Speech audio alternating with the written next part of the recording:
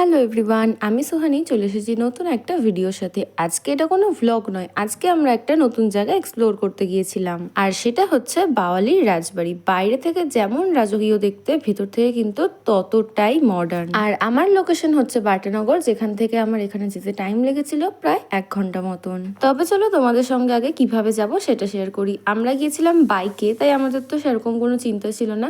তবে তোমরা যারা অটো করে আসতে যাও তারা কিন্তু চড়িয়াল থেকে বাওয়ালির যে কোনো অটোয় উঠে পড়তে পারো। সেখানে পৌঁছে তোমরা যে কোনো কাউকে জিজ্ঞাসা করলেই কিন্তু এখানে প্রত্যেকে তোমাদেরকে এই লোকেশনটা দেখিয়ে দিতে পারবে। আর তার সাথে বলে রাখি, এটা কিন্তু কোনো টুরিস্ট প্লেস না, এখানে তোমরা গিয়ে থাকতে পারো, এটা একটা হোটেল।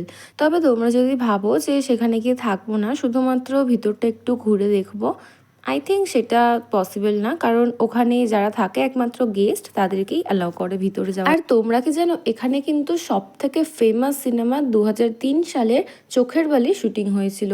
তারপর থেকে এই জায়গাটা কিন্তু আরো বেশি জনপ্রিয়তা পায়। আর মুঘল আমলের স্থানীয় সেনাপতি রাজা রামের সাহসিকতায় সন্তুষ্ট হয়ে দিল্লির সম্রাট তাকে 50টি গ্রামের জমিদারি প্রদান করেন।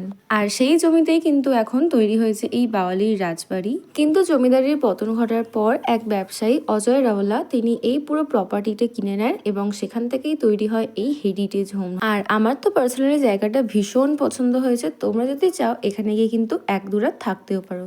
তো চলো টাটা, দেখা হবে নেক্সট ভিডিওতে, বাই।